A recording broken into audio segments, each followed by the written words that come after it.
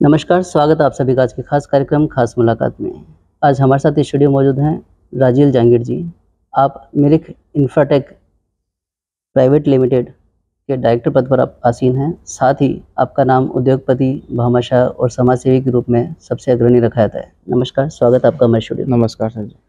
Sir, हम आपके शुरुआती जीवन के बारे में जानना चाहेंगे। शुरुआती जीवन में तो यही है कि हम ग्रामीण अंचल से बिलोंग करते हैं। हमारा जो स्टार्टिंग का जीवन था वो बिल्कुल देहाती गांव में था और वहाँ पे जैसे कि हम आज के दिन बात करते हैं सुख सुविधाओं का बिल्कुल अभाव था। जी।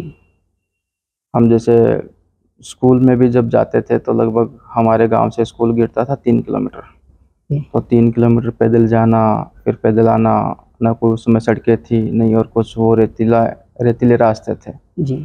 तो काफ़ी तकलीफ भरा रहा, लेकिन हम धन्यवाद देना चाहते हैं कि अपने माता पिता को जी। कि उन्होंने हमें संघर्ष सिखाया है स्टार्टिंग से। बिल्कुल। क्योंकि गांव में रहते हैं तो गांव में एक चीज़ अच्छी बात भी है कि वहाँ में जो सहनशीलता है, तो गाँव से में जो भी व्यक्ति पले बड़े हैं जिन्होंने जन्म लिया है तो सहनशील स्टार्टिंग से ही है, क्योंकि उन्होंने वो अभावग्रस्त ज़िंदगी जी है। जी। तो वो हमारे लिए अच्छा ही है और बिल्कुल। अच्छा ही हुआ कि हम गांव से बिलोंग करते हैं। बहुत बढ़िया। वैसे मैं सीकर ज़िले के लक्ष्मणगढ़ तहसील में बिड़ोदी छोटी नाम का एक छोटा सा गांव है, जी। वहाँ से बिलोंग करता हूँ। जी। और मेरे फादर हैं नागरमल जी, जो इलेक्ट्रिसिटी बोर्ड में यूडीसी के पद पे थे अच्छा। और अभी जस्ट कोरोना के जस्ट पहले रिटायरमेंट हुए हैं। बहुत बढ़िया। हम 3 भाई बहन हैं, हम 2 भाई और 1 बहन है। हम जैसे छोटा भाई है वो सिविल इंजीनियर है, जो मेरी सिस्टर है वो जयपुर में सेटल्ड है और मैं यहाँ पे सूरत में हूँ। बहुत बढ़िया सर। और बात करते हैं हमारी फैमिली की, तो हमारे जैसे कि मेरा जो ससुराल पक्ष है वो जी। फतेहपुर में है, रसूलपुर में है। और जो मेरे जो बच्चे हैं, जी। एक 18 साल का है और एक 16 साल की लड़की है। 2 हमारे बच्चे हैं बहुत बढ़िया सर। जी। राजीव जी, आपकी शिक्षा के बारे में बताएं। शिक्षा के बारे में तो यही है कि जब से स्टार्टिंग हुई, हम स्टार्टिंग में तो गांव में गवर्नमेंट स्कूल थी तो गवर्नमेंट स्कूल में पढ़े। जी। उसके बाद मैं धीरे धीरे 10th किया, 12th किया। उसके बाद में कॉलेज आए तो नवलगढ़ में, जो हमारे 3-4 किलोमीटर दूर है, पोदार कॉलेज। अच्छा। वहाँ से मैंने MA in history master degree की हिस्ट्री से, और मैंने MBA किया वहीं से ही मार्केटिंग से। जी। तो लगभग 2006 में मेरी एजुकेशन कंप्लीट हुई और उसके बाद से हम बिजनेस में आ गए। बहुत बढ़िया जी। सर, व्यवसाय की आपकी शुरुआत कैसे हुई और आज आप इस मुकाम पे हैं, तो उसके बारे में थोड़ा सा जानना चाहेंगे। व्यवसाय के रूप में तो यही है कि जब 2006 में मेरा एजुकेशन कंप्लीट हुआ तो उसके बाद में मैं गुड़गांव गया।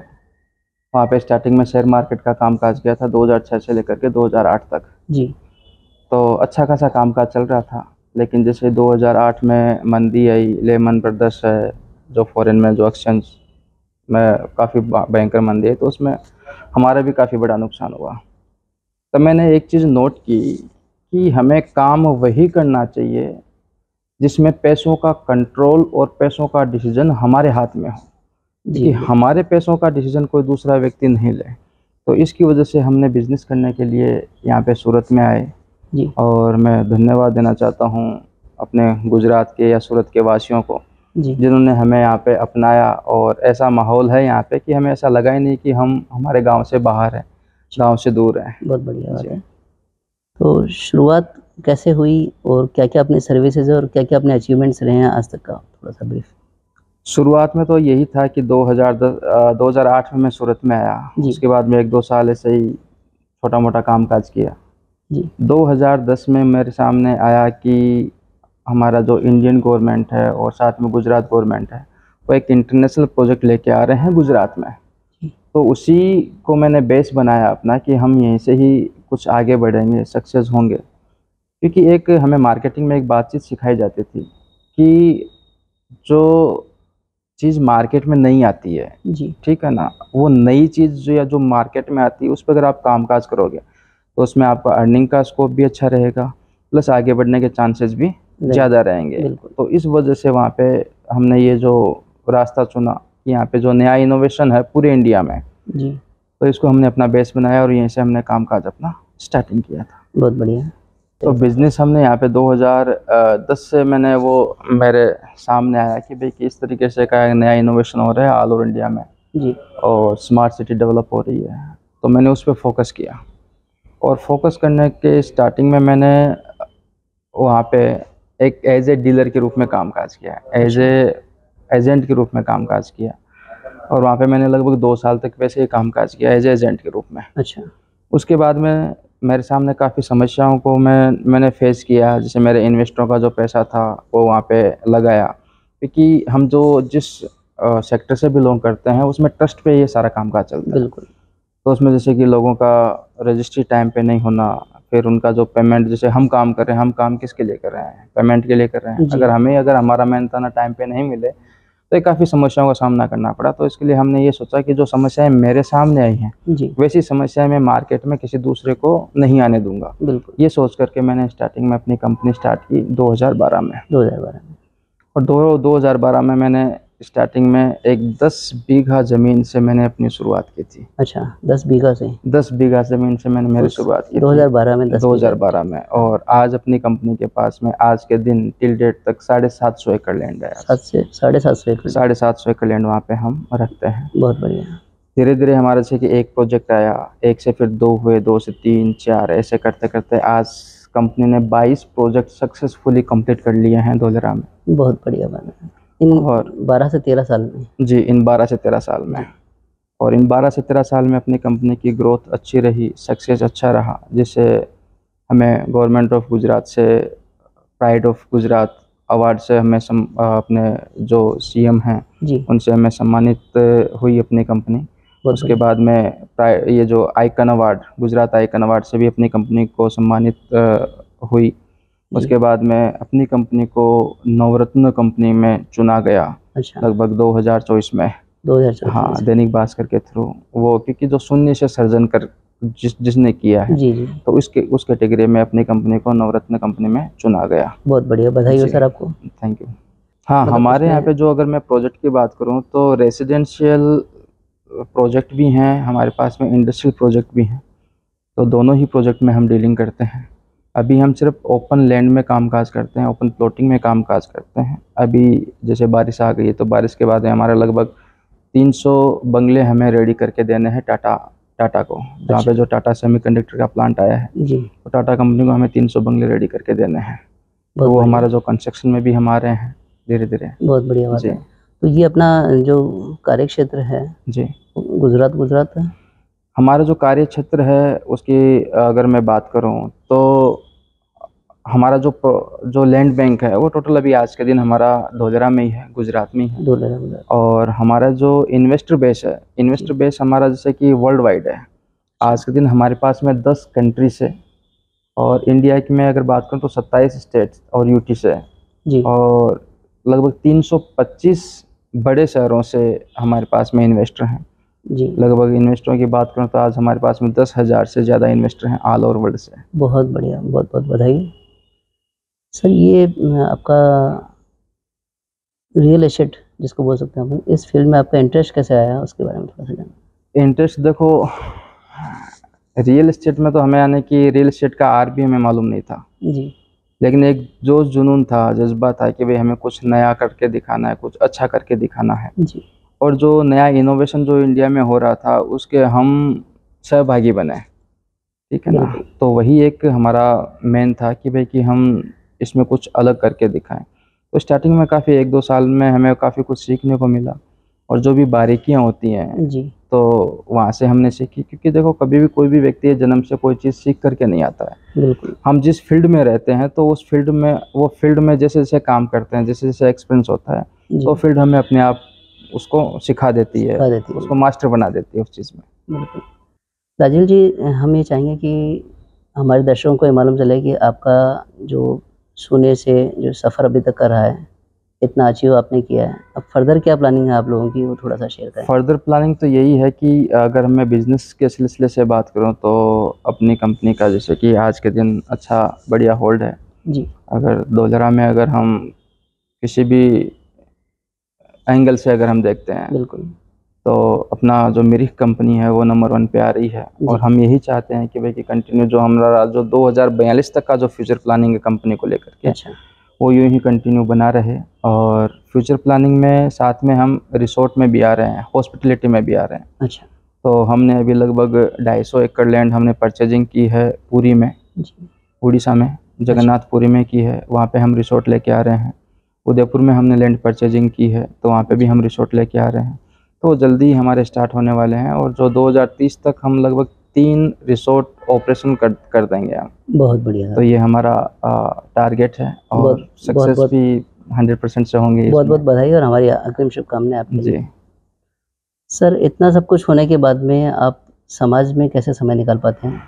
समाज का देखो कि हमारा तरक्की में समाज का भी काफ़ी बड़ा योगदान है। हमने हमारे समाज के जो अग्रणी यहाँ पे हैं सूरत में, उनसे काफ़ी कुछ सीखा है। हमारे एकलिंग जी हैं, उनसे हमने काफ़ी कुछ सीखा है जी। हमारे प्रमोद जी हैं, नेमीचंद जी हैं, हमारे कैलाश चंद जी हैं जी। उनसे हमने काफ़ी कुछ सीखा है कि समाज में हम किस तरीके से हम अपना योगदान दें, समाज को हम आगे किस दिशा में लेके जाएं। जी। तो उन्हीं के पद चिन्हों पे भी हम चल रहे हैं कि हमारी ओर से थोड़ी बहुत जो कुछ भी समाज में भूमिका रहे या कोई भी सहायता हो, तो हम 100% से उनको करने के लिए पूरी कोशिश करते हैं और करते भी हैं। बहुत बढ़िया।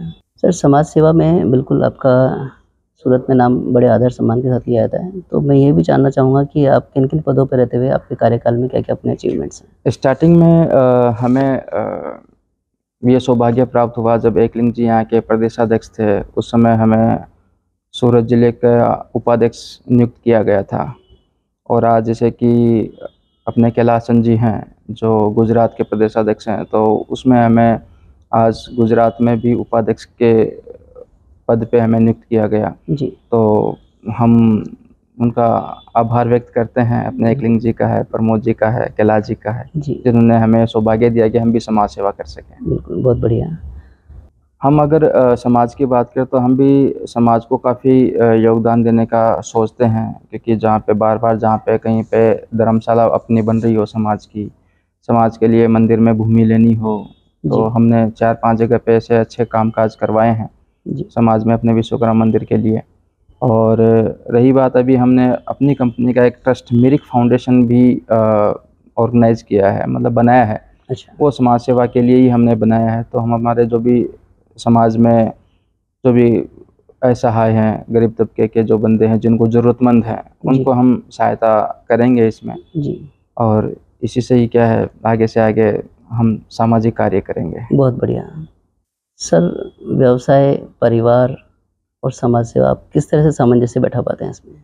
सामंजस्य तो यही है, ऊपर वाले भगवान विश्वकर्मा की देन है कि हमें अच्छी एनर्जी दी है और अच्छी टीम दी है। क्योंकि देखो, बगैर टीम के कोई काम नहीं होता है और व्यक्ति आगे भी नहीं बढ़ता है। तो टीम हमें अच्छी मिली है, सुदृढ़ टीम मिली है जी। और इसी वजह से क्या है कि हम कंपनी के कामों को भी अच्छे तरीके से देख रहे हैं, समाज सेवा के कामकाज भी कर रहे हैं जी। और जो भी हमारे जो इंडिया लेवल के कामकाज, हमारे जो प्रोजेक्ट चल रहे हैं, उनमें भी हम अच्छा कामकाज कर रहे हैं। बहुत बढ़िया बात है। राजीव जी, आप अपनी सफलता का श्रेय किसे देना चाहेंगे? मैं मेरी सफलता का श्रेय तो देखो, हमारे जो गुरुजन हैं और समाज है और जिन व्यक्तियों ने हमें कठिनाइयों से जूझना सिखाया, मतलब फैमिली वाले, माता पिता हैं। और हम हमारी अर्धांगिनी को भी पूरा ये देना चाहेंगे, क्योंकि अगर वो नहीं होती तो हम शायद इस मुकाम पे नहीं होते। बिल्कुल, बहुत बढ़िया लगा सर। राजेश सर, समाज बंधुओं के नाम आप क्या संदेश देना चाहेंगे? समाज बंधुओं के नाम तो क्या है, समाज से तो हमने काफ़ी कुछ सीखा है और अग्रणी हैं हमारे सारे के सारे समाज के प्रतिष्ठित व्यक्ति हैं। तो इनसे हमें बहुत कुछ सीखने को मिला है और हम उनको तो क्या संदेश दें, लेकिन फिर भी हम अगर चाहें तो यही है कि समाज में जो एकजुटता है, एकता है, वो हम यूं ही बनाए रखें। जैसे कि हमने लास्ट टाइम में जयपुर में देखा था कि हमारा जो जांगीड़ महासभा का महाकुंभ हुआ था, उसमें हमने जांगीड़ समाज की जो एकता को देखा, वो रियल में काबिल तारीफ था। कि हम अपने जो राजस्थान के प्रदेशाध्यक्ष थे उस समय, शायद हर्ष जी, संजय जी, हाँ थे, तो उनका भी बड़ा योगदान था। अपने अजीत मांडन जी थे, जी। तो उनका भी बड़ा योगदान रहा उसमें। बिल्कुल। तो वैसी ही हम एकजुटता हम हमारे समाज का देखना चाहते हैं। जी। और हमारे जो समाज में काफ़ी व्यक्ति काफ़ी बड़े पदों पे प्रतिष्ठित हैं, जी। तो उनसे भी हम यही चाहते हैं, यही उम्मीद करते हैं कि वो भी हमारे समाज को आगे बढ़ाने में थोड़ा योगदान। मतलब कि नॉलेज दें कि हम आगे हमारे जो बच्चे हैं, जो समाज के बच्चे हैं, वो आगे बेस्ट पदों पे या बड़े पदों पे कैसे आगे बढ़ पाएँ। बिल्कुल। तो उनको सजेशन दें। और मैं तो यही चाहता हूँ कि अपना जो विश्वकर्मा टुडे हैं, जी। इनके तहत वो आएँ और हमारे जो समाज के जो नवयुवा हैं, जी। उनको ये आगे की गाइडलाइन दें कि आप इस तरीके से अगर तैयारी करो या इस तरीके से अगर आप मेहनत करोगे तो आप इस पोस्ट पे या इस पद पे आप आसीन होंगे या आगे बढ़ोगे। तो बिल्कुल। मैं अपने जो समाज के जो बड़े अग्रणी जो बड़े पोस्ट पे हैं, उनसे यही नम्र निवेदन करना चाहता हूँ कि अपने विश्वकर्मा टुडे में आएँ और अपने जो नवयुवा जो भी बंदे हैं, उनको ये गाइडलाइन दें कि हम आगे किस तरीके से बढ़ें।